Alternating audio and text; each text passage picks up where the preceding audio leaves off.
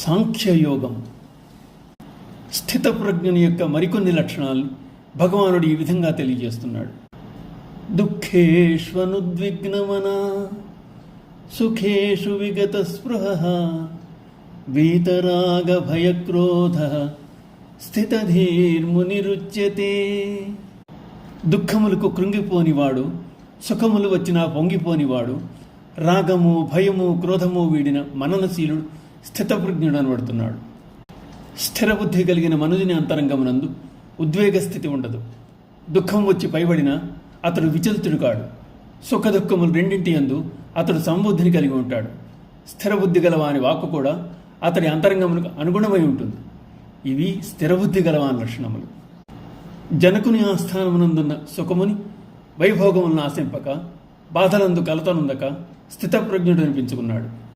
తత్రకో మోహ కశోక ఏకత్వమనుపశ్యత అని ఆత్మజ్ఞానానికి శోకమోహాదులు రాగభయ క్రోధాదులు ఉండవని ఈశావాస్యోపనిషత్ చెప్తోంది.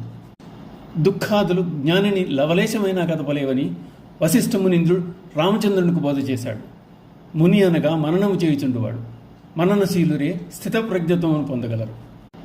దుఃఖము అనేది 3 విధాలు. అది ఆధ్యాత్మికము, ఆదిభౌతికము, ఆదిదైవతము. మనస్సునకు దేహమునకు సంబంధించినవి ఆధ్యాత్మికములు. అవి శోక మోహ భయ రోగములు మొదలగునవి. ఇతర ప్రాణుల వల్ల కలుగు దుఃఖము ఆదిభౌతికము.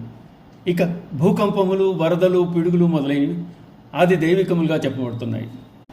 యస్సర్వత్రానభిస్నేహ తత్తత్ప్రాప్య శుభాశుభం నాభినందతి నద్వేష్టి తస్య ప్రజ్ఞా ప్రతిష్ఠిత.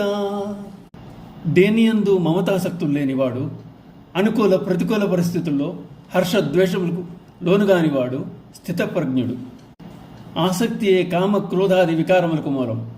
ఆసక్తి లేనప్పుడు వికారములకు ఏమాత్రమూ తావుండదు.